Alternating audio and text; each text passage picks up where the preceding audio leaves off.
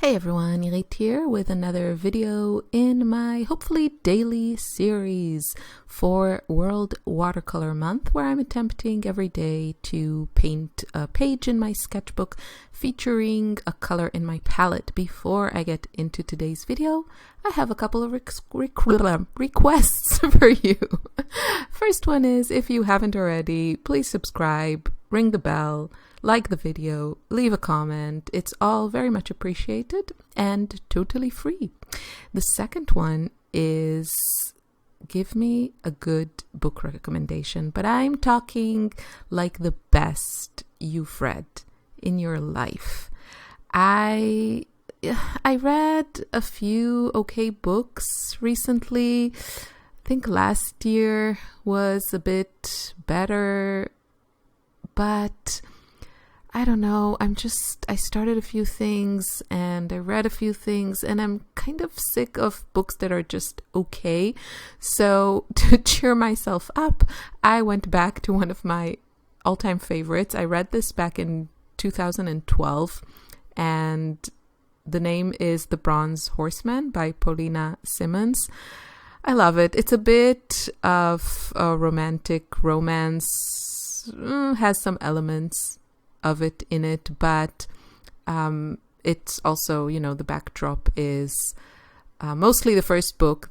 There are 3 books. The first one is by far the best in my opinion, and then you read the other 2 because you're so attached to the characters. But it takes place in most of it in Leningrad, St. Petersburg during the Second World War, which I have some ties to that era from my grandparents that lived through it and were in Europe at the time. So but it's like this, bigger than life love story, and you feel all the feels. So I went back to it to read it, and I read the book, and then I read the second book, and then I started again the first book. And I just want something good to read. So please, please, please help me out. Please. I do like historical romance, but it doesn't have to be. I read everything. I read every genre if it's good. Like, I like fantasy books, also thrillers. But I don't just want a page turner. I want something really good. So I'm asking you, please help me out. And we're almost 3 minutes in and I didn't say anything about watercolors. So today's color of choice is Brilliant Red Violet by Schmincke. It's a color that I was obsessed with kind of in my first days of my watercolor obsession. And I think it was one of the first artist grade paints that I actually bought. I bought a pan of it from Schmincke, and then later I bought the tube.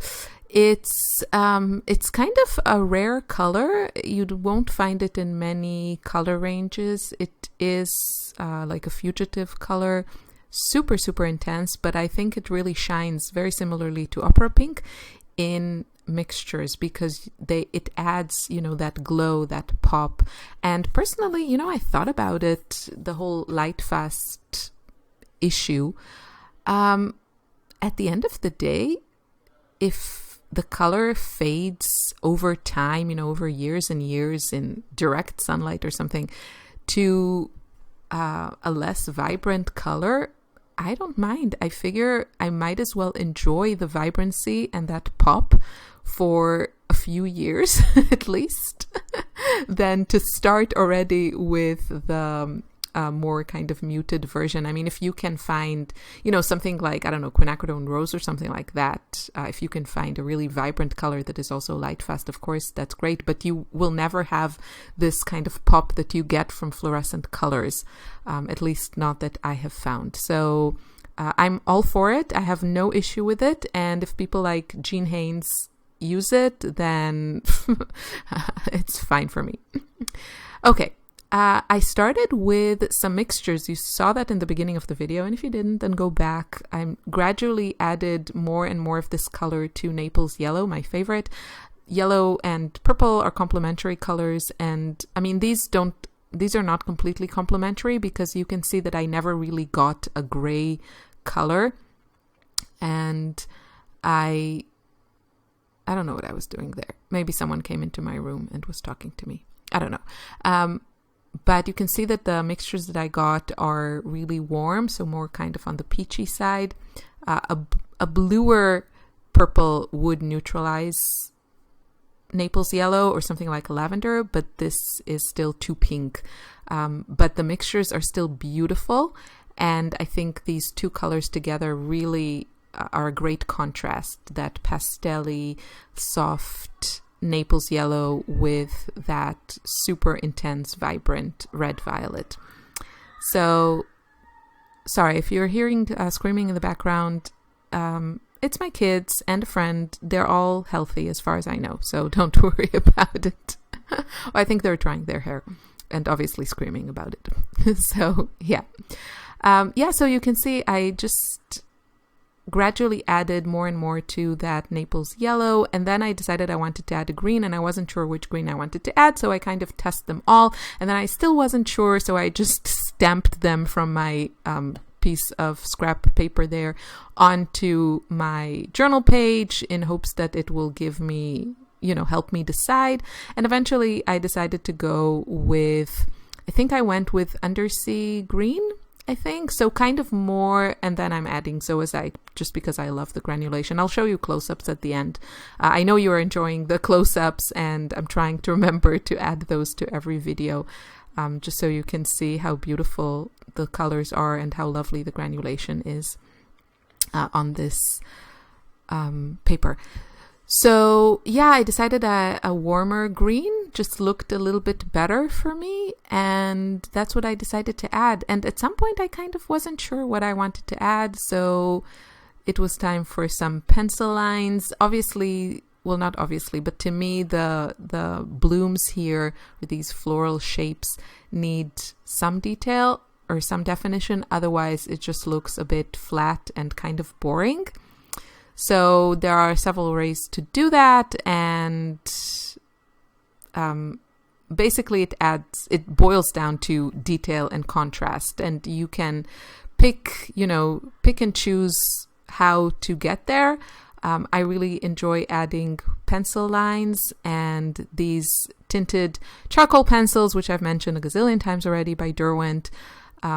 They're really lovely, and I like that scratchy quality that you get with the charcoal pencils.